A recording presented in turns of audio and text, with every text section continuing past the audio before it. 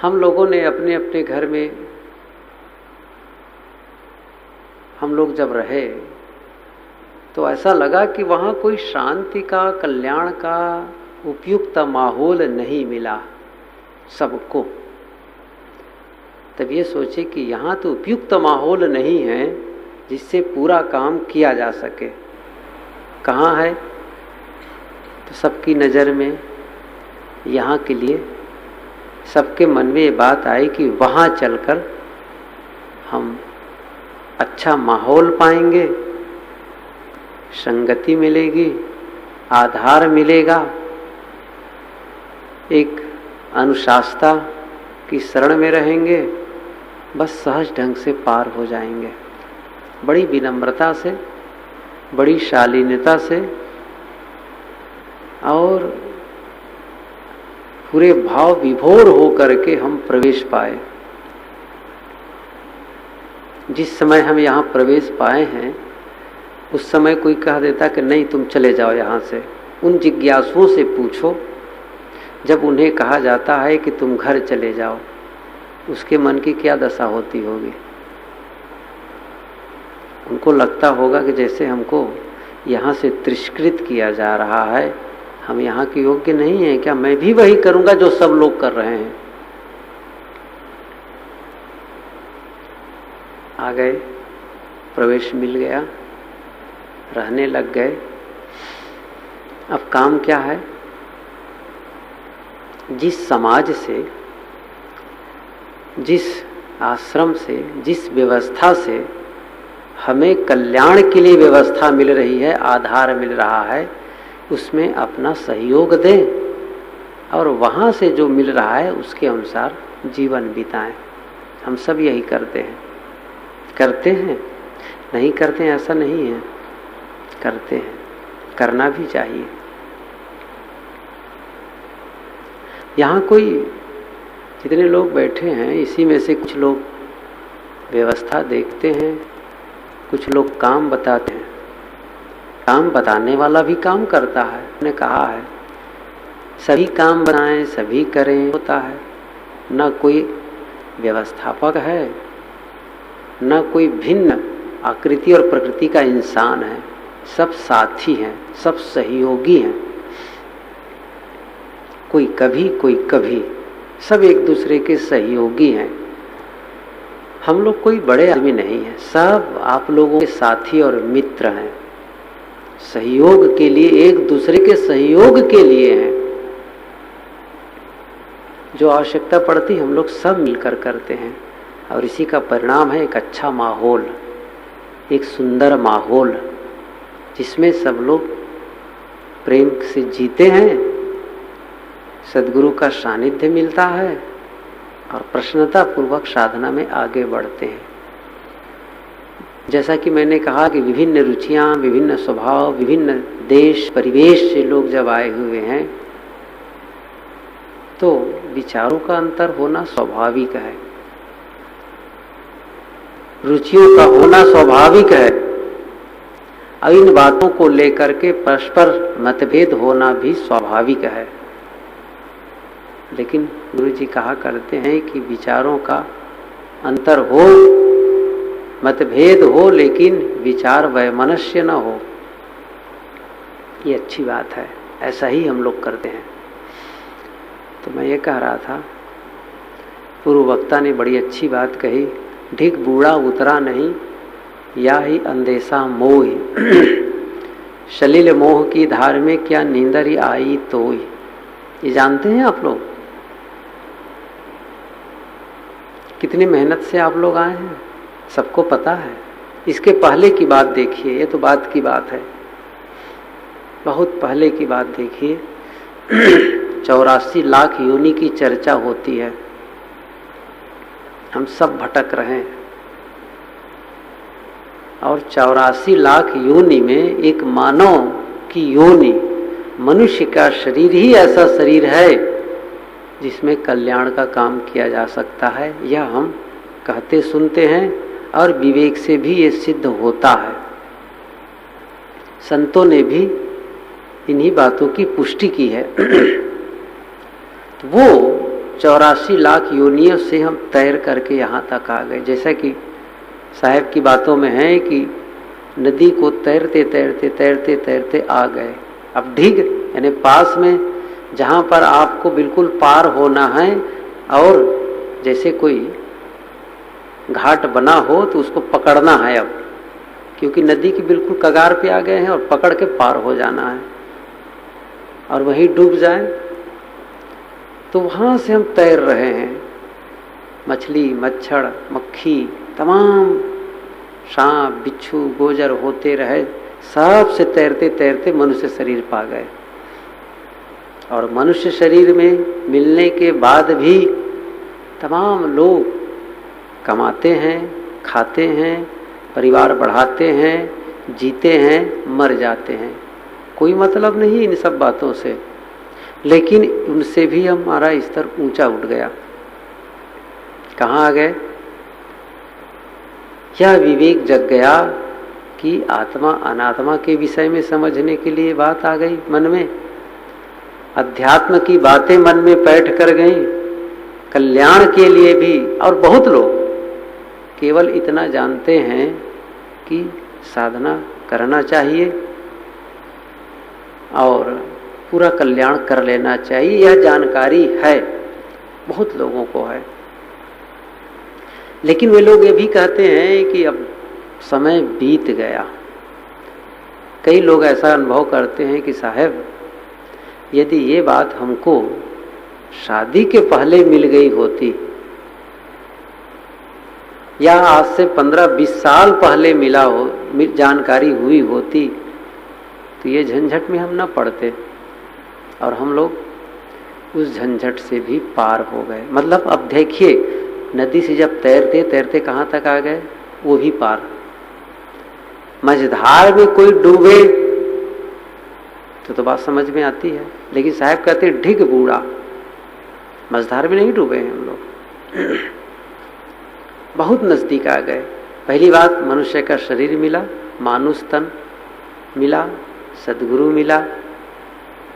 तो सदगुरु तो अभी बात की बात है। मैं ये कह रहा था कि बहुत लोगों को सिद्धांत की जानकारी होती है, मन में कल्याण की भावना होती है, इसके बावजूद भी वो अपना माने हुए परिवार और समाज को छोड़ करके ऐसे विरक्ति का जीवन नहीं जी सकते। उनके सामने उनकी अपनी मजबूरी है, वो ऐसी परिस्थिति में है कि सर्वथा त्याग नहीं कर सकते, वो नहीं कर सकते, वो ऐसी परिस्थिति में है कि वो नहीं कर पाते हैं। और हम लोग वो सब भी कर लिए, कितना बढ़िया। इसके बाद और बताऊं, घर द्वार छोड़ने के बाद भी बहुत ऐसे लोग हैं जो भटकते हैं अलग से परमात्मा पाने के लिए। ऐसी तपस्या करते हैं जो केवल शारीरिक पीड़ा तक ही सीमित है, उससे साधना से बहुत संबंध नहीं होता है। होता है, ऐसा नहीं कह सकते कि उसका थोड़ा भी महत्व नहीं होता होगा। लेकिन साहब ने जैसा कि कहा है कि तुझ कारण बन काटिया, क्या है, जियत जीव जन मारहू मुए सवय निपातिया, चंदन बास निवारहू तुझ कारण बन काटिया, जियत जीव जन मारहू मुए सवय निपातिया। तमाम भ्रम में उलझे रहते हैं, लेकिन हमें वह सिद्धांत मिला है जिसको पा करके हमें बौद्धिक संतोष भी होता है। ये बहुत बड़ी बात है, समझ लीजिए आप लोग। बौद्धिक संतोष भी होता है कि हमें कम से कम आर पार दिखाई दे रहा है कि ये रास्ता है, अब केवल चलना बाकी है। बहुत लोग तो अभी भी धुंधलके में हैं कि परमात्मा पाना है, कहाँ पाना है, कहाँ मिलेगा, कैसे होगा, अभी भी वे लोग धुंधलके में जी रहे हैं। हम लोग उससे भी पार हो गए और नजदीक आ गए। ढिग बूढ़ा साहब कहते हैं। और ये सिद्धांत मिला पारक का। कबीर पंथी, फिर कबीर पंथ में भी विभिन्न शाखाएं, तमाम उलझनों का घर, उससे भी साफ सुथरा पारक का ज्ञान पाए। पारक के ज्ञान मिलने के बाद भी यहाँ आकर के जब लोग देखते बढ़िया माहौल, ऐसे साधुओं को तो ललचाते हैं, वो भी हम लोग पाए, सब कुछ पाए और अब डूबे तब क्या होगा? डूब रहे हैं ना, कहाँ तार पा रहे हैं? शायद कबीर साहब जी हम लोगों के लिए कहा है कि ढिग बूढ़ा उतरा नहीं, पास में डूब रहे हैं। इसलिए आवश्यक है कि हम डूबे ना, काम कर ले जाएं। वो घर कहाँ है? अपने भीतर है। इसलिए यहाँ हम सबको एक सब काम करना है। मैंने ये कहा कि जैसा कि पूर्व वक्ता ने भी कहा कि किसी काम को हम बोझ रूप मान के करेंगे तो फिर उसमें हम ज़्यादा जल्दी थक जाते हैं। शौक से करते हैं तो दो उसमें फायदे होते हैं, एक तो उसमें थकावट नहीं लगती और दूसरा उससे हमारा अंतःकरण आह्लादित होता है, मैंने किया, लाभान्वित होता है। और मन में कालुष्य या कहना चाहिए बोझ रूप करके करते हैं, लाभ तो होता नहीं है और थकते जल्दी हैं। अच्छा नहीं है ये काम, करना है, करना ही हम सबको करना है, करते भी हैं, ऐसा नहीं है कि नहीं करते हैं, सब लोग बढ़िया करते। ये बड़ी प्रसन्नता की बात है कि सभी लोग स्फूर्त और जिस काम में जिनको कहो सब करते हैं, बढ़िया है, अच्छा है। जिससे भी कहो हाँ जाना है, कर देते हैं। कई बार तो हमारा ही मन होता है, किसी ने हमको कहा अमुक काम करने के लिए, नहीं मन होता है, नहीं करते हैं। वैसे और किसी का भी मन हो सकता है, हम किसी बात को लिए कहें, उसका मन उस समय नहीं हुआ होगा, नहीं भी कह सकता है, ऐसा कोई आश्चर्य नहीं है। हम जैसे नकार देते हैं दूसरों की बातों को, वैसे हमारी बातों को भी कोई नकार सकता है। तो ये कोनो बड़ी बात नहीं है। अभी नकारेगा, आगे करेगा।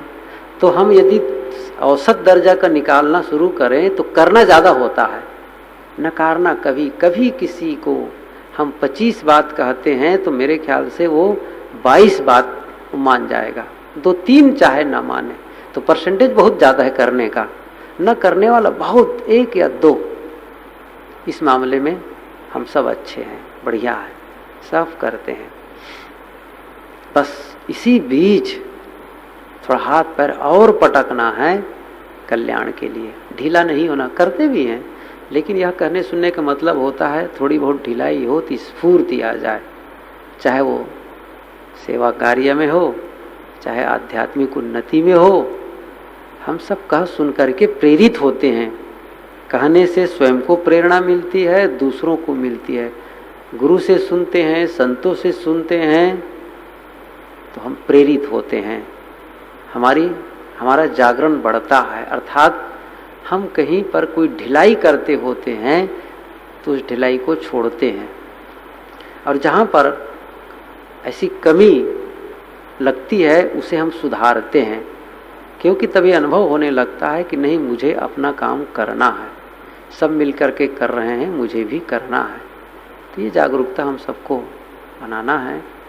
और हम सब ये सौभाग्यशाली हैं, सब के सब यहाँ खूब सौभाग्यशाली हैं, जिन्हें सब कुछ उपलब्ध है, सब कुछ उपलब्ध है।